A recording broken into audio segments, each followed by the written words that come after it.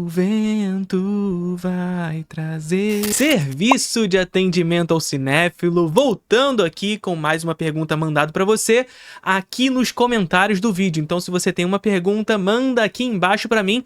E quem é membro tem prioridade nas respostas a partir desse vídeo aqui. E é claro, membro, me ajuda a te ajudar também. Mande aquela pergunta que seja de interesse geral, tá bom? Então manda aqui embaixo qual é a sua pergunta. Membros e não membros. Só tem prioridade quem é membro. Então seja membro. E a primeira pergunta é a seguinte. Há um tempo vi um vídeo do Link sobre como o processo de produção da arte é sujo e sacrificante. Hoje saiu a notícia dos Safdie do set de Bom Comportamento. Você acha que o pessoal da academia também ficou horrorizado com isso? Ou acha que essas histórias são mais comuns do que se imagina e eles já estão acostumados?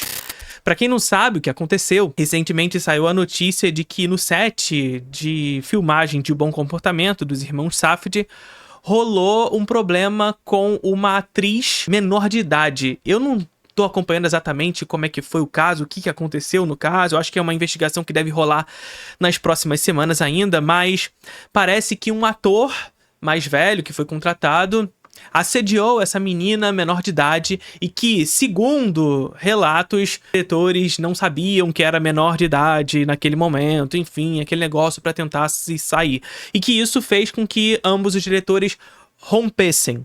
Eles até iniciaram um novo projeto em seguida por contrato, etc., que não saiu do papel, mas que depois cada um foi fazer o seu próprio filme.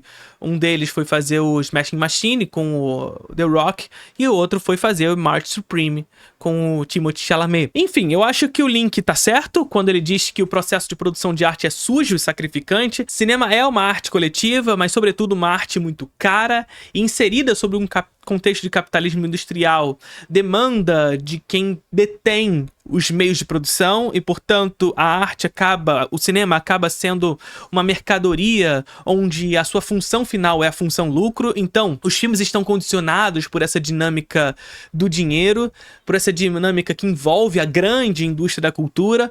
Num geral, é claro que existe cinema de guerrilha, é claro que existe um cinema independente, mas mesmo o cinema independente e o cinema de guerrilha, eles não são cinemas destituídos de uma lógica geral e, portanto, de sua estrutura. O cinema independente, sobretudo, é um cinema que carrega esse nome por estar fora dos sistemas de estúdio, não do sistema capitalista, e, portanto, faz seus filmes, inclusive, para ser vendidos por grandes distribuidoras, muitas vezes.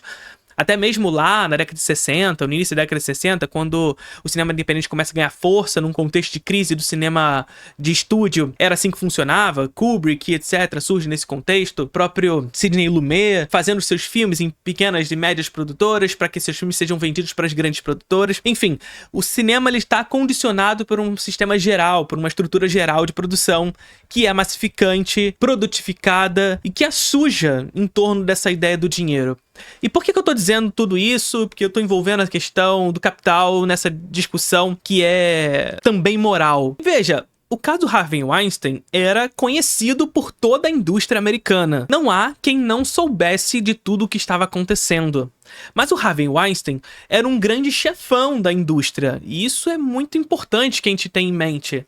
E, portanto, por ele ser um grande chefão, por ele carregar consigo a possibilidade de comandar esses meios de produção, pelo menos até determinado ponto, por ele ter consigo o poder de determinar que obras serão feitas, que obras não serão feitas, e através do seu poder limar a capacidade de determinados atores, atrizes e técnicos, artistas de seguirem na indústria, os comportamentos por ele realizados por muito tempo foram escondidos, mesmo que dentro dessa indústria todos, ou pelo menos a grande maioria das pessoas, soubessem do que estava acontecendo, soubessem do que estava rolando.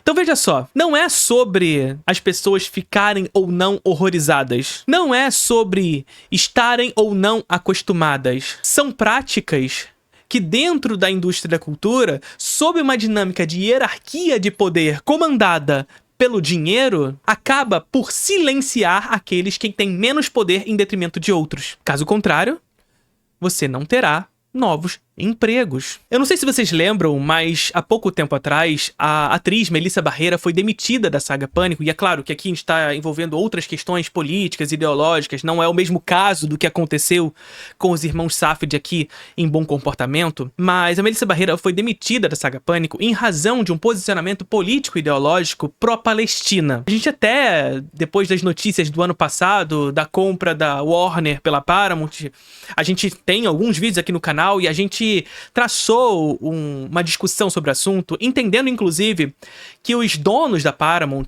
que foi comprada pela Skydance, os irmãos David e Larry Ellison, são também donos da Oracle, por exemplo, que é uma empresa de organização de dados, por exemplo, de compra e venda de dados para empresas e para estados.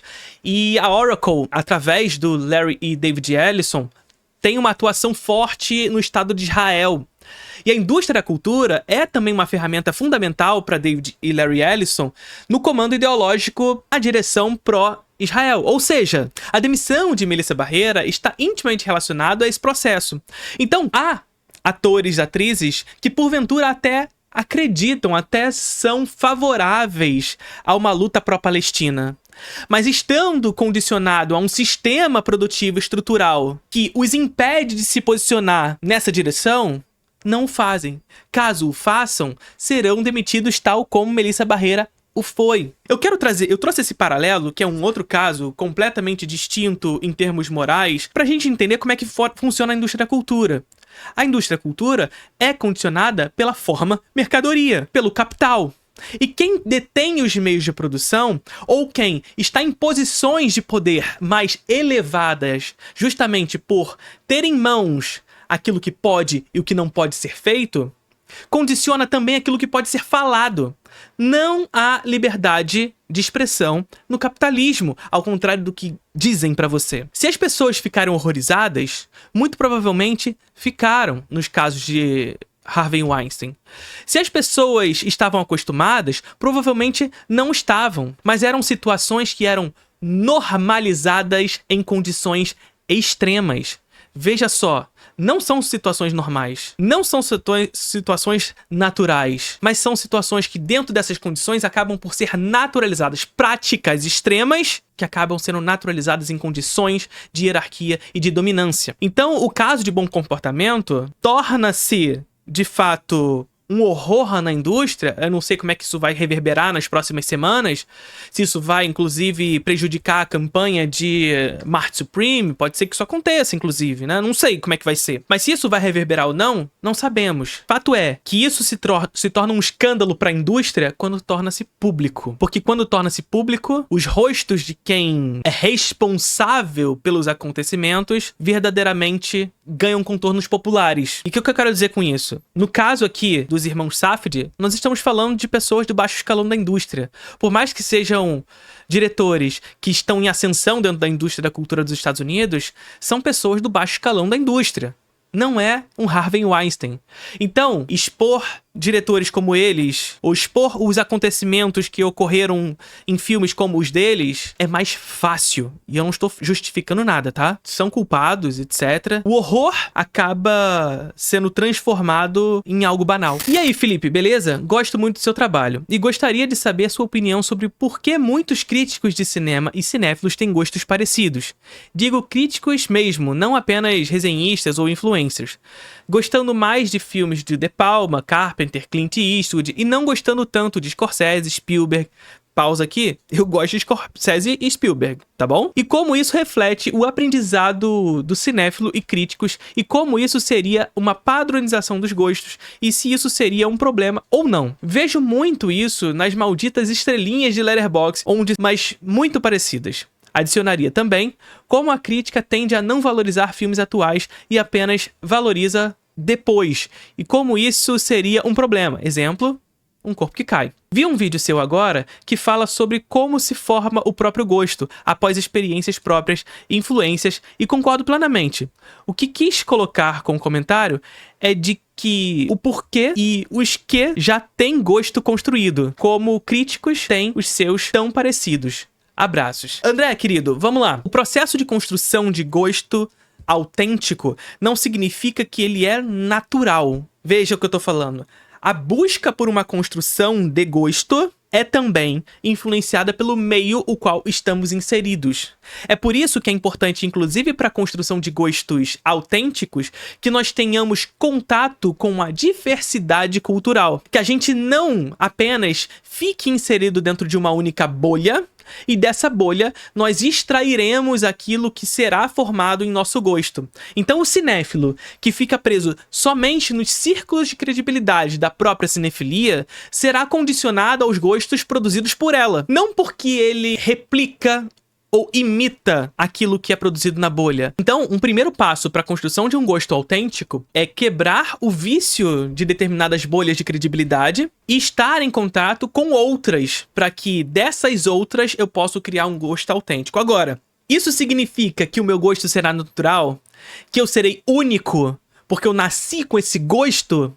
Claro que não. Você vai, a partir de um processo reflexivo de construção de gosto, pegar uma coisa daqui, pegar uma coisa dali e criticamente construir um gosto autêntico. Mas isso nunca será puro. Agora, por que então os críticos têm gostos semelhantes? Porque a análise do que são os críticos, no geral, é uma análise do que é o geral. Geralmente, quando as pessoas falam, os críticos não gostam, quem são esses críticos? Sujeito indeterminado. Ou seja, que dessa indeterminação eu percebi um padrão e desse padrão condicionei que a crítica é isso. Perceba as individualidades. Não seja condicionada por esse padrão de Rotten Tomatoes, IMDb e Letterboxd e tente compreender as individualidades. Então veja o caso do Shyamalan, por exemplo. Existe um padrão em determinada ala da crítica de gostar de quase tudo que o Shyamalan gosta. Existe um padrão em outra ala da crítica, uma crítica mais americana, que não gosta, que rejeita o Shyamalan. Agora, se eu pego a individualidade do Felipe ou individualidade de outros críticos de cinema, eu gosto de Shyamalan. Mas eu gosto de tudo que o Shyamalan fez? Não. Eu gosto de Spielberg, eu gosto de Scorsese, como eu disse pra você anteriormente. Mas eu gosto de tudo que Spielberg e Scorsese fez. E assim vale para outros filmes que são celebrados. Agora, uma coisa que é importante, esses padrões são construídos por um motivo também. Quando eu digo sempre pra vocês sobre a ideia de sustentar o gosto, eu sei que tem muita gente que adora tirar as coisas de contexto, né? Adoram pegar as frases. Eu uso o sustente seu gosto como um bordão, mas existe um debate por trás da ideia do sustente seu gosto. Não é só, eu gosto de coisa ruim, sustento o gosto que ela vira boa. Não é sobre isso. E eu sempre trouxe esse debate aqui pra vocês. Sustentar o gosto significa pôr o seu gosto em debate crítico. Significa que se você gosta de alguma coisa, ou se você não gosta de alguma coisa, ponha esse seu gosto, explicite o seu gosto ao mundo, para que esse seu gosto seja posto em crise. E é só assim que determinados padrões são construídos e desses padrões, novas crises. Então veja o caso de Um Corpo que Cai que você mencionou, tá? Porque faz muito tempo que eu não falo de Um Corpo que Cai aqui. Mas você mencionou o caso de Um Corpo que Cai. Lá atrás, quando Um Corpo que Cai foi lançado, ele levou bomba. Levou bomba de quem? Da crítica. A tal crítica, sujeito indeterminado. E essa crítica jogou o seu gosto para público, para debate. Anos mais tarde, com a Novela Vague, autores da Novela Vague resgatam algumas obras de Hitchcock, inclusive, e trazem o debate sobre Um Corpo que Cai. A Sight and Sound coloca Vértigo como um dos melhores filmes já feitos na história. Como o melhor filme na história, inclusive, em determinado momento. Houve um resgate sobre esse filme, que propôs, a partir daquele gosto anterior, uma crise que coloca Um Corpo que Cai agora como um dos grandes filmes já feitos. Então a crítica tá sempre nesse movimento, na verdade. Ela estabelece determinados padrões, mas os padrões eles não são colocados como algo perene e incólume na história. Estão aí para serem postos em crise. Para que esses gostos postos por determinados sujeitos e indivíduos sejam debatidos pelos seus pares. Para que eu, que gosto e que sustento o meu gosto sobre determinada obra, possa ouvir do outro, do meu colega da crítica, uma crítica sobre a minha crítica. E assim, solidificar ou não determinadas obras na história. Se De Palma, Carpenter, Clint Eastwood, Scorsese, Spielberg, Bergman, Wells e companhia conseguiram determinado padrão de apreciação na história, é porque alguém debateu esses autores e construiu determinados padrões nesses autores. Significa que todo mundo gosta deles? Não. há aqueles que irão rejeitar. E dessa rejeição, pôr em crise esses autores. E da crise, o movimento da história. Acredito que hoje tu trabalha com o que ama, cinema. Isso mudou tua relação com o cinema? Se sim, pra melhor ou pra pior? Cara, esse é um assunto que me persegue já há algum tempo, na verdade, tá? Eu amo cinema e recentemente eu fiz, inclusive, um post lá no meu Instagram a trend que rolou esses dias, do 2016 e 2026. E quando eu fiz essa trend, eu descobri que o meu primeiro vídeo, que está disponível aqui no YouTube, pelo menos, eu não sei se eu publiquei algum vídeo antes disso nesse canal, mas o primeiro vídeo que eu publiquei é de 2016 e, portanto, há 10 anos atrás. Meu canal completa 10 anos esse ano, pelo menos acredito que complete 10 anos esse ano. Quando eu vi esse vídeo lá e eu fiz essa reflexão sobre a minha carreira, desde lá de 2016 até 2026, me criou algumas reflexões, de fato, sobre o meu processo. Porque eu olhei aquele vídeo e definitivamente vi naquele Felipe de 10 anos atrás um sujeito com uma determinada arrogância, com uma determinada pedância, que acredito ter amadurecido no sujeito de 2026. Hoje tenho uma relação muito mais madura com o cinema, hoje eu tenho uma relação muito mais madura com o gosto do outro, mas isso definitivamente não significa não ter ideias, não ter crítica, não ter ideologia. Definitivamente, arrogância não significa ter ideias. Ao contrário, para ser um bom crítico é preciso ter ideias, que muitas vezes são confundidas com arrogância, com pedância ou coisa do tipo. Mas aquele Felipe lá de trás carregava muito disso. Mas por outro lado, aquele Felipe lá de 2006 carrega uma coisa que o Felipe de 2006 não tem e que precisa resgatar, que é esse sonho, esse encantamento, que eu confesso que perdi um pouco com o tempo. Vocês devem estar sentindo falta, por exemplo, das lives aqui no canal, que foi algo muito importante na minha carreira, inclusive, para ter o contato com vocês mais direto, mais próximo, que foi muito bom para mim, pro meu trabalho, pros meus objetivos com o meu trabalho, e acredito que para vocês também. Em algum momento eu acho que eu vou voltar com as lives, mas eu cansei delas, por exemplo. E eu cansei delas porque eu tive uma saturação tanto das lives, como também da minha própria experiência com o cinema. Eu precisava reencontrar esse meu gosto. Não é meu amor pelo cinema que continua, que permanece. Mas, por outro lado, essa condição que desde lá de 2016 até agora, em 2026, intensificou na medida em que o cinema tornou-se a minha principal fonte de renda, lá em 2016, esse Felipe não tinha isso. Lá, aquele Felipe de 2016, ele tinha um sonho. Ele era encantado.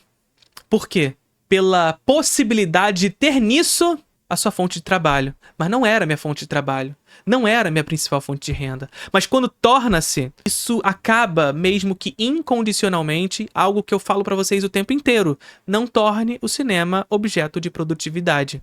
Não torne os seus hobbies objeto de produtividade. Infelizmente, quando a gente precisa trabalhar com aquilo que gostamos, a gente precisa ser produtivo. Sobretudo, se estamos inseridos num sistema que nos impõe produtividade e individualidade. Individualismo, melhor dizendo. E nesse sentido, eu trabalho com o que eu amo. Mas em determinados momentos, a produtividade e o individualismo saturam a necessidade de produzir, a necessidade de estar fazendo vídeo o tempo inteiro, a necessidade de estar produzindo para Instagram, para YouTube, para TikTok, para todos os lugares, faz com que muitas vezes a gente precise assistir filmes. Ou seja, precise assistir filmes, não que a gente queira os assisti-lo. Hoje eu tô tentando dar um passo para trás. A produção permanece sendo o meu trabalho. Eu preciso disso para sobreviver. Eu preciso de introdução ao cinema, sobretudo, para sobreviver, porque é a minha principal fonte de renda ainda. Mas o Vertigem, por exemplo, foi um alívio na minha carreira. Porque lá eu tô falando de outras coisas. Eu tô falando sobre política, mas não só sobre política e cinema. Tô falando sobre cultura como um todo, sobre entretenimento como um todo. Isso tá me aliviando um pouco nessa maneira de lidar com o trabalho de alguma maneira, mas sem abandonar o meu objetivo, que é isso aqui. Eu continuo tendo isso aqui como meu principal objetivo de vida, mas esse meu objetivo de vida é, por consequência, também a minha fonte de renda. E sendo minha fonte de renda, eu preciso produzir, eu preciso estar psicologicamente ativo. E isso satura a gente às vezes. Qualquer pessoa que trabalha com internet e que fale sobre o que é preciso para crescer na internet vai falar: poste, grave. Só que às vezes a gente esquece que existe alguém por trás que tá postando, que tá gravando. Um alguém, um indivíduo. E às vezes esse indivíduo desanima. Às vezes esse indivíduo vê coisas que não gostaria de ver. Lê coisas que não gostaria de ler. Passa por coisas que não gostaria de passar e de ter passado. E essas coisas nos movimentam, criam vivências, condicionam o que somos, saturam ou não a nossa experiência com arte. E nesse momento eu tô buscando esse meu entendimento de novo com ela, sabe? Tô reconciliando com aquilo que amo. E continuo amando. Curtiram o vídeo? Sabe o quanto é difícil manter um conteúdo de cinema opinativo e crítico aqui no canal? Não é toda marca que chega até a gente, porque a gente não se exime da necessidade de falar sobre determinados assuntos. Por isso, eu peço encarecidamente que você seja o patrocinador desse canal, contribuindo no nosso Apoia-se. Aqui em cima você tá vendo o QR Code pro nosso Apoia-se e você pode contribuir com qualquer quantia que você puder.